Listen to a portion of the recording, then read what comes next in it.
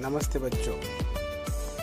आज हम देखेंगे छत्रपति शिवाजी परिसर पाठ पहला। तो पाठ का नाम है शिवाजी महाराज जन्म के पूर्व का महाराष्ट्र। यानी शिवाजी महाराज का जब जन्म नहीं हुआ था उसके पहले महाराष्ट्र में कैसा सब राजा कैसे थे, इसके बारे में हम इस पाठ में जानकारी लेंगे।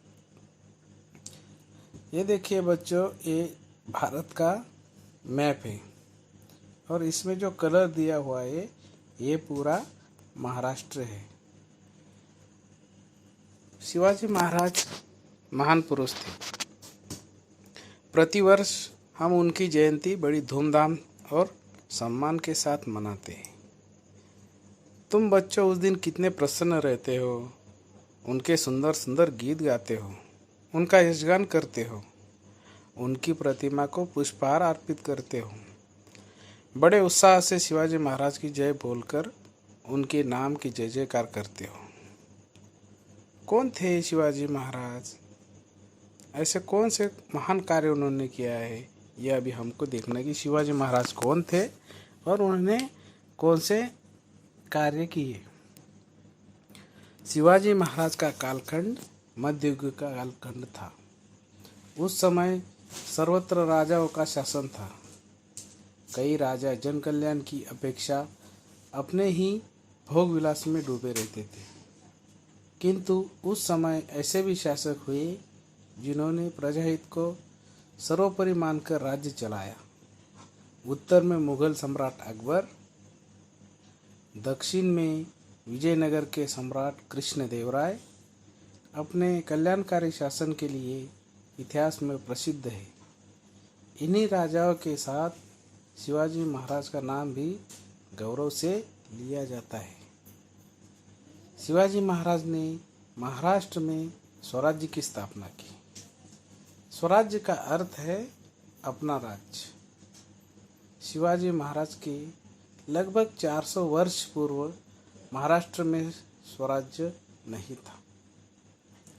महाराष्ट्र का अधिकांश भाग अहमदनगर के निजाम शाह तथा बीजापुर के आदिल शाह नामक सुल्तानों ने आपस में बांट लिया था। वे उदार मन के नहीं थे। वे प्रजा पर अत्याचार करते थे। उन दोनों सुल्तानों में प्राणघाती शत्रुता थी। उनमें प्राय युद्ध हुआ करते थे। इससे प्रजा की बड़ी दुर्दशा होती थी। प्रजा सुखी नहीं थी। सार्वजनिक रूप से उत्सव मनाने तथा पूजा करने में भी खतरा था। प्रजा को भरपेट भोजन नहीं मिलता था। रहने के स्थान भी सुरक्षित नहीं थे। चारों ओर अन्याय फैला हुआ था। महाराष्ट्र में यद्यपि स्थान स्थान पर देशमुख, देशपांडे और जागीरदार थे, परंतु प्रजा की ओर उनका कोई ध्यान नहीं था। देश के प्रति उनमें प्रेम की भावना नहीं थी। उनको केवल अपनी जागीरदारी और ओहदे से प्रेम था। जागीर को लेकर उनमें प्राय झगड़े हुआ करते थे। वे आपस में लड़ते रहते थे। परिणाम स्वरूप प्रजा की बड़ी दुर्दशा होती थी। इससे प्रजा बहुत त्रस्त हो चुकी थी। चारों ओर अराजकता फैली हुई थी। शिवाजी महाराज ने यह सब देखा था। उन्होंने प्रजा को सुखी बनाने के उद्देश्य से स्वराज्य स्थापना का पावन कार्य अपने हाथों में लिया। झगड़ालू जागीरदारों को सही रास्ते पर ले आए। स्वराज्य प्राप्ति के लिए उन्होंने उनका उचित उपयोग करवा लिया। प्रजा पर अत्याचार करने वाली सत्ताओं से भी शिवाजी महाराज ने संघर्ष किया। अत्याचारी शासकों को पराजित किया। उन्होंने न्यायपूर्ण हिंदवी स्वराज्य की स्थापना की। यह स्वराज्य सभी जातियों और धर्मों के लोगों के लिए था। स्वराज्य में किसी प्रकार का भेदभाव नहीं था। शिवाजी महाराज ने अपने स्वराज्य में हिंदू और मुसलमानों में किसी प्रकार का भेदभाव नहीं किया। उन्होंने सभी धर्मों के साधु संतों का सम्मान किया। शिवाजी महाराज के कार्य को देखकर हमें प्रेरणा तथा स्फूर्ति मिलती है।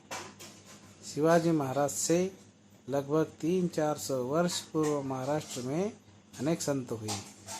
शिवाजी महाराज ने उनके कार्यों का स्वागत किया, स्वराज्य स्थापना के लिए उपयोग किया।